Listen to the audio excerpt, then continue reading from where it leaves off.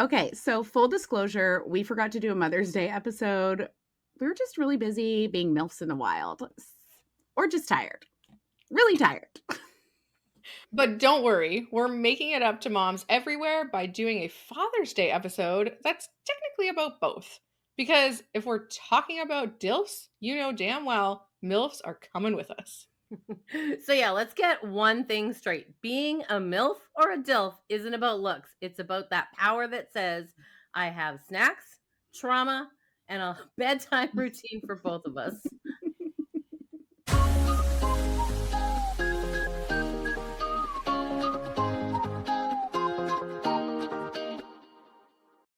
Welcome to Not Safe for Brunch. In this podcast, we're here to bring sex, insight, and real-world education to the table unapologetically.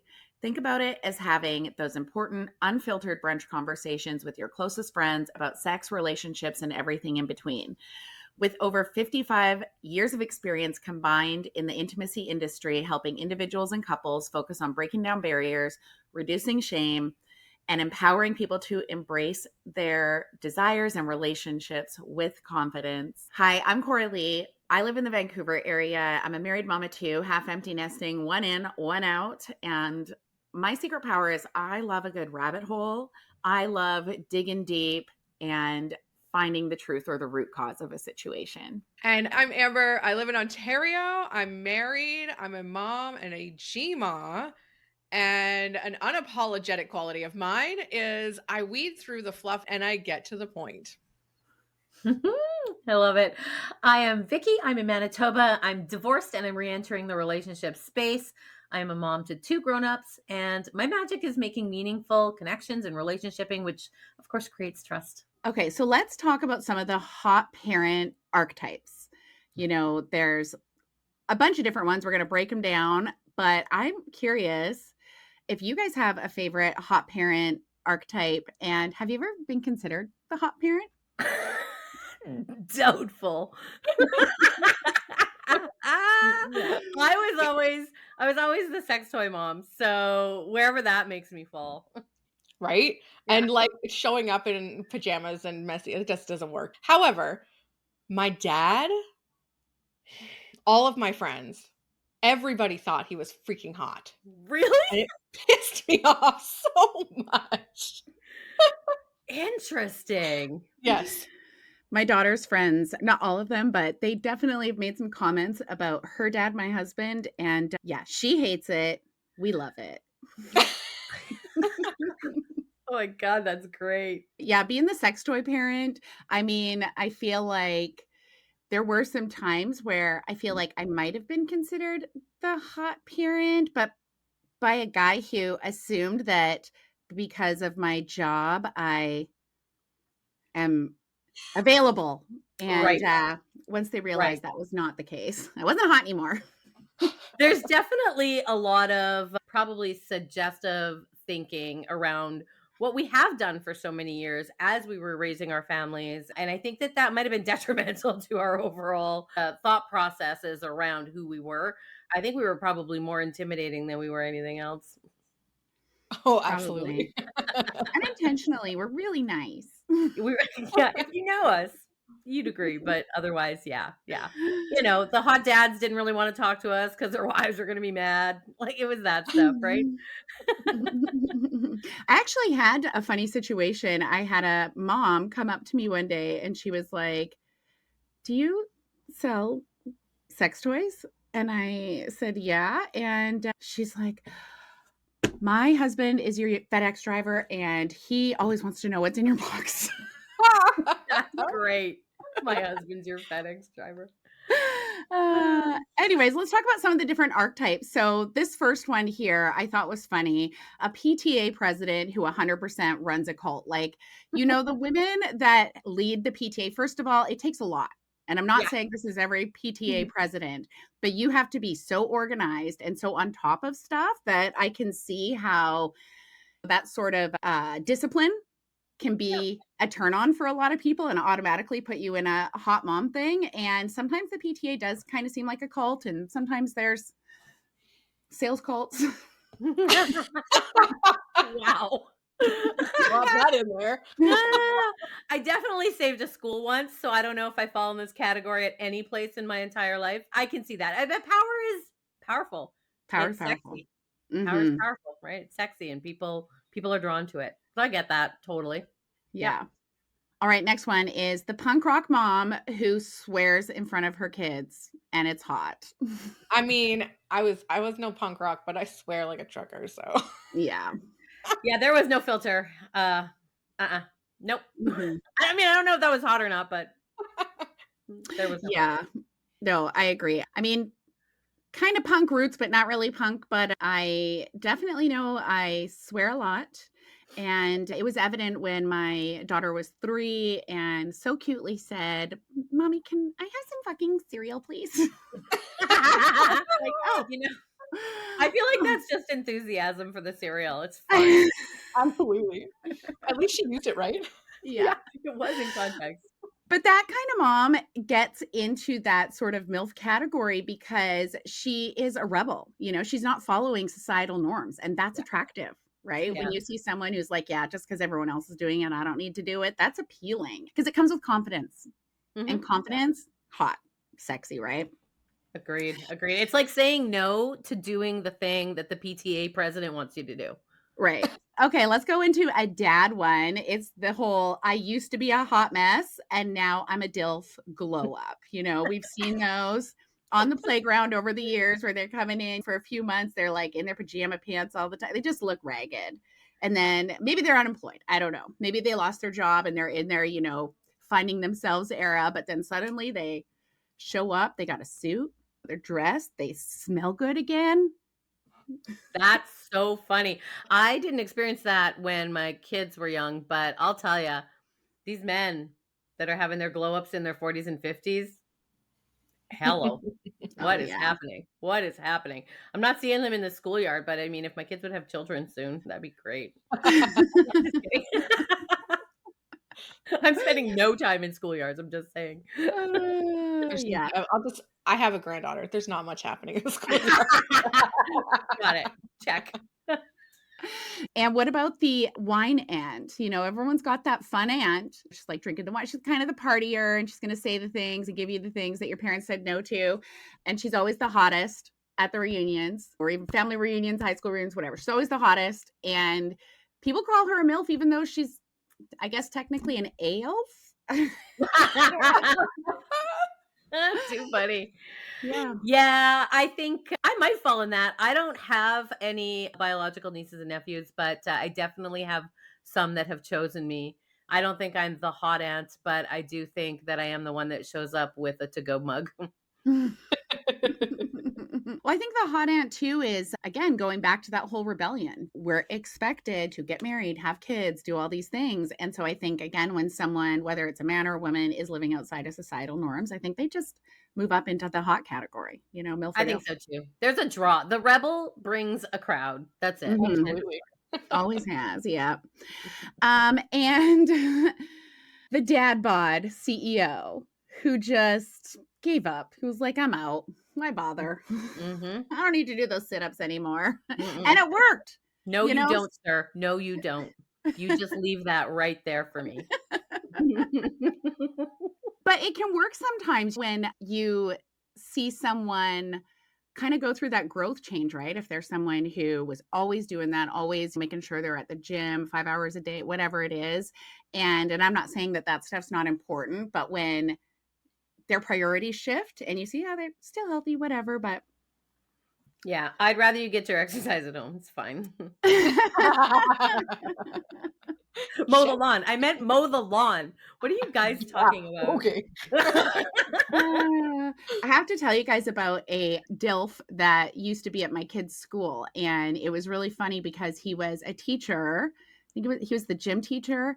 And every day, like a different teacher would be working the crosswalk. And every Friday, it was this one teacher.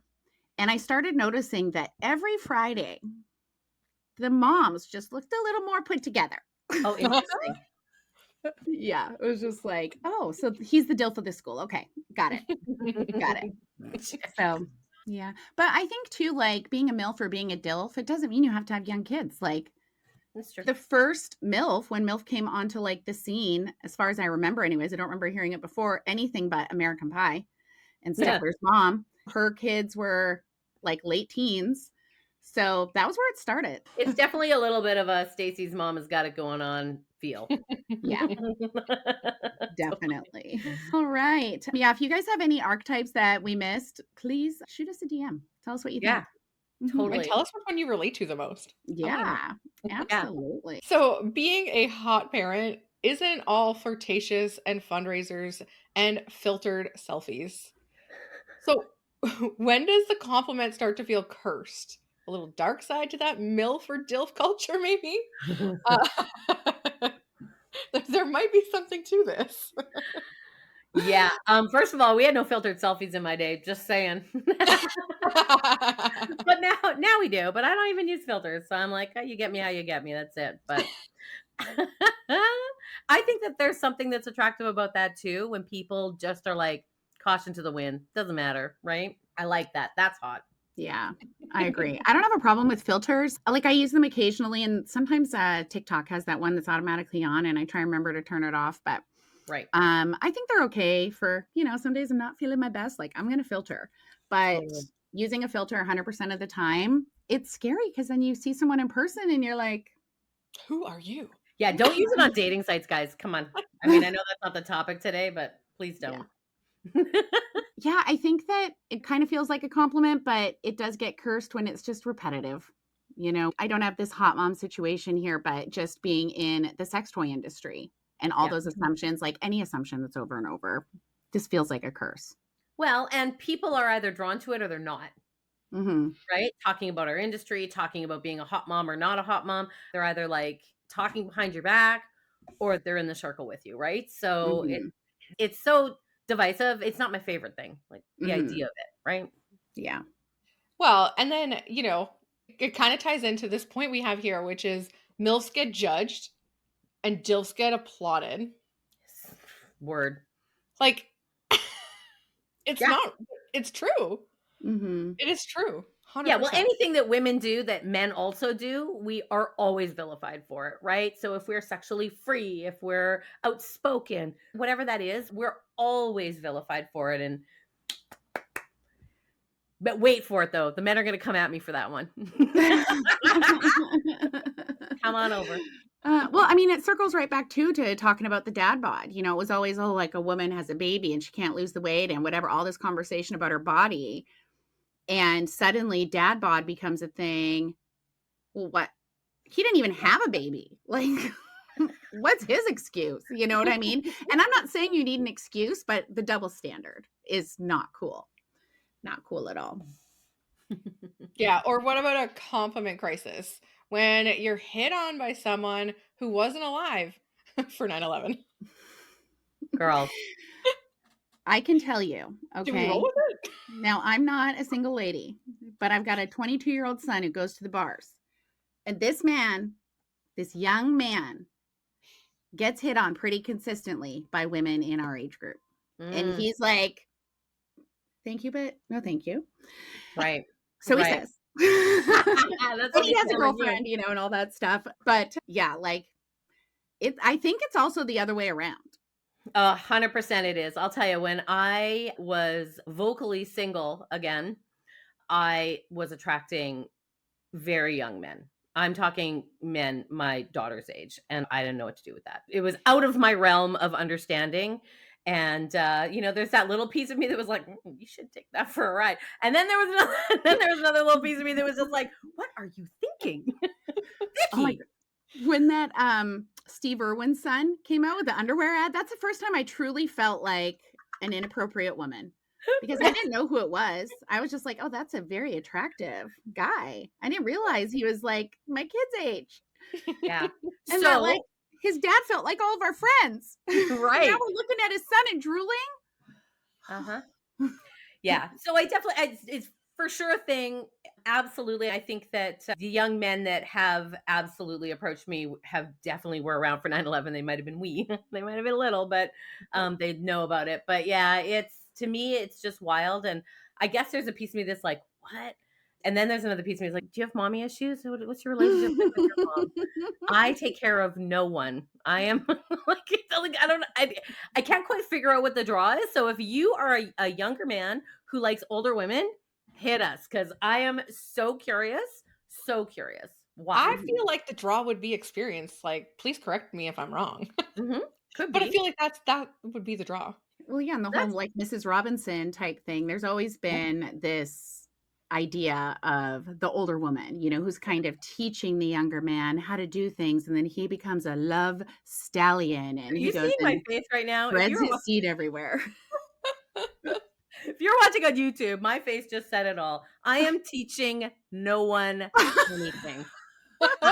You better come to the table with some skill and some understanding and be able to take direction. I'm all right with that. But if you're looking for an education, you need to go fail somewhere else for a while.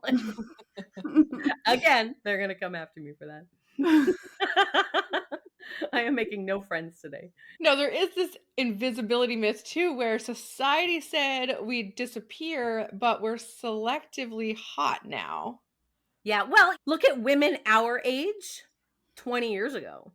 Our moms did not look like we look like in our age range right now, right? Like, Mhm.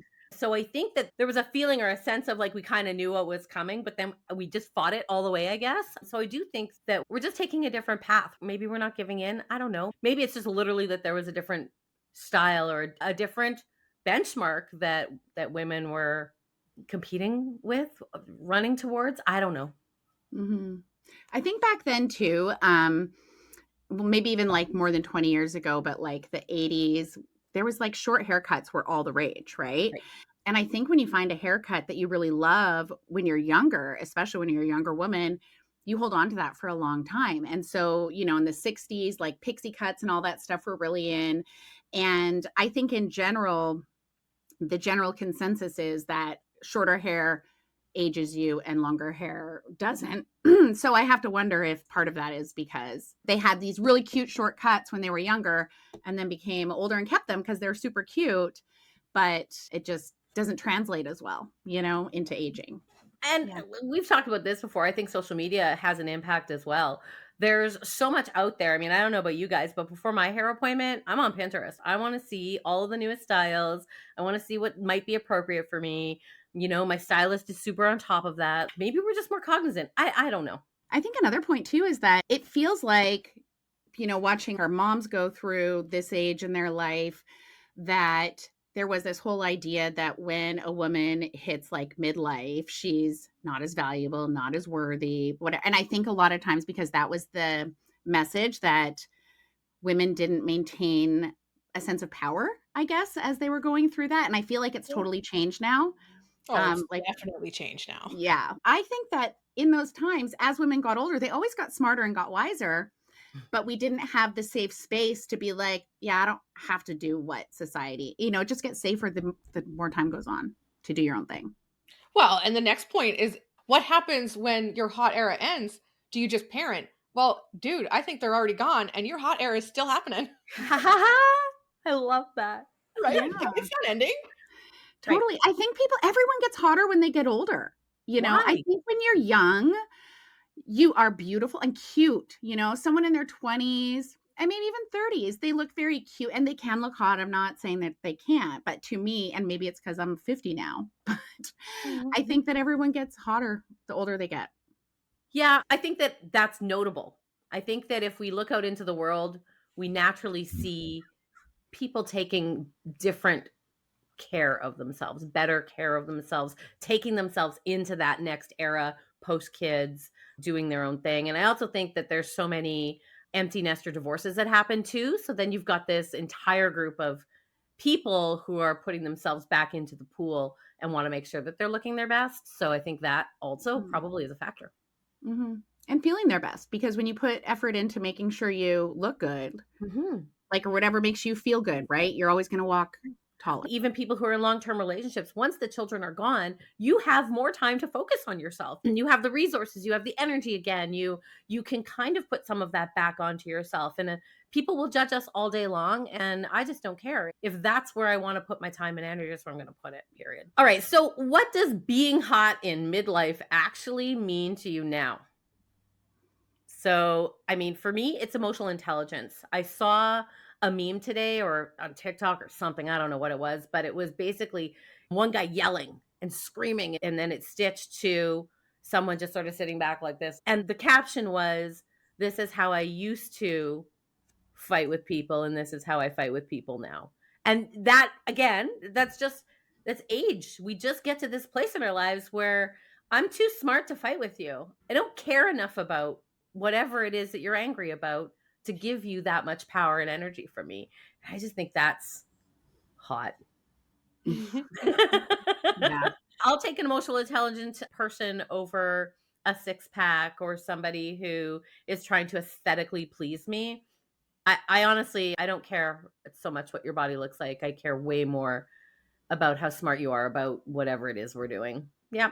Show me somebody who is in control of themselves. Now I'm hot.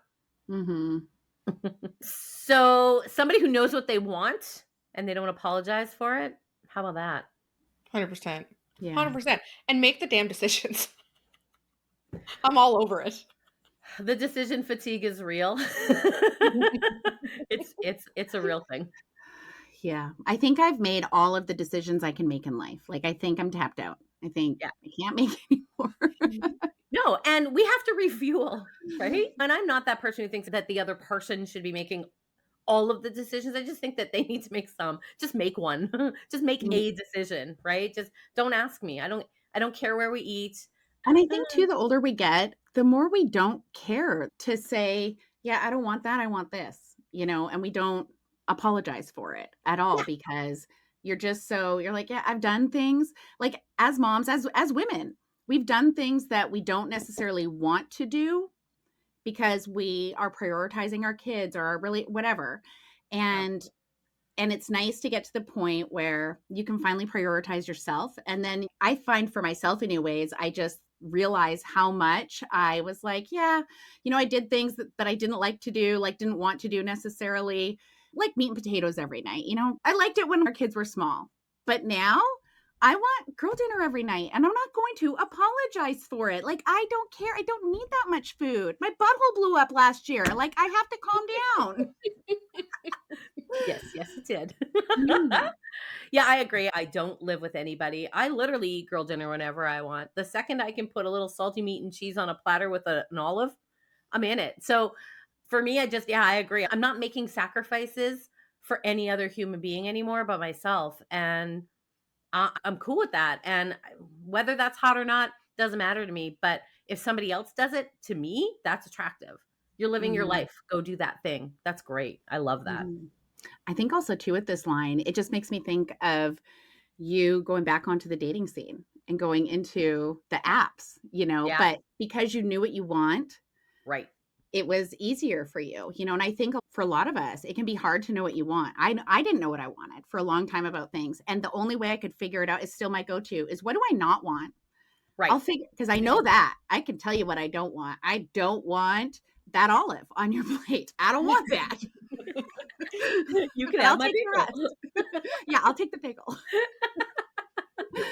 But yeah, I think as you get older, you kind of realize what you do want more. It becomes more solidified, It does. And I think too, when you're in a partnership, as you two are, like, you really get to sort of navigate that. And if you've got a partner who's willing to grow with you and adjust and modify and let you blossom into the new version of yourself, and you're doing the same for them, well, there's something hot. You want to talk to me about that? That's hot, super hot, right? So that kind of takes us over to, being hot equals confidence, clarity, and having a good budget for lube, right? Like, let's be real. Don't come to me if you're not willing to use it. There's nothing hotter than confidence. Than determination, than knowing what you want and going after it. But I think a lot of people get confidence and cockiness mixed up. A lot of men in particular will think being cocky is what makes them hot. No, that means you have an ego, or you're you're insecure. Cockiness is insecurity. Confidence is security. That goes right back into the conversation we just had about when women do something versus when men do something. So when women are overconfident, what are we called, right? Bitches. Yeah, every Sluts, time. whores, whatever. Yeah, and when a man is overconfident, oftentimes that is looked upon as being strength and other positive statements around that confidence. But it is oftentimes cockiness. And as women, we often receive it that way, but other men receive men in that way as confident, right? So that's where this shit falls apart, guys, if we're not emotionally intelligent enough to figure it out. And I think that's important to note. I think you're right about the other men viewing it as confidence, but I think the confident, secure men know it's cockiness. But correct. There's a lot of cocky guys out there. So they see this guy being cocky and they think, oh, he's so cool and confident. And then they start acting like, anyways. Yeah. Stay away from the chicken coop, okay? All right. Well, some final tips here. First of all, no, you're not too late. You're right on time.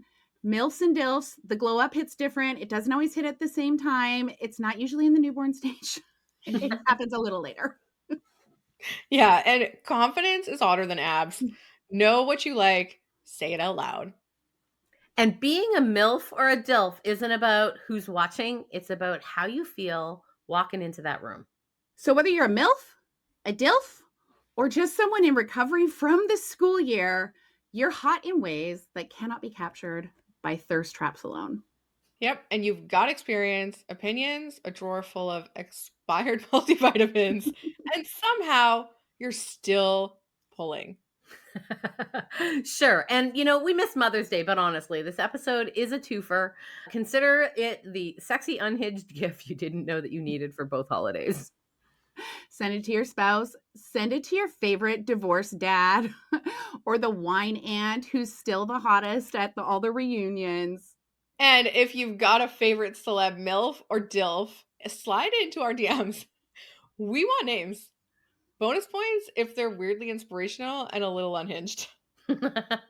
And don't forget to follow, rate, and share the episode with someone who deserves to know that they still have big snack energy. Thanks for pulling up a chair at our unapologetic brunch table today. If you enjoyed the conversation, don't forget to like, subscribe, and leave us a review.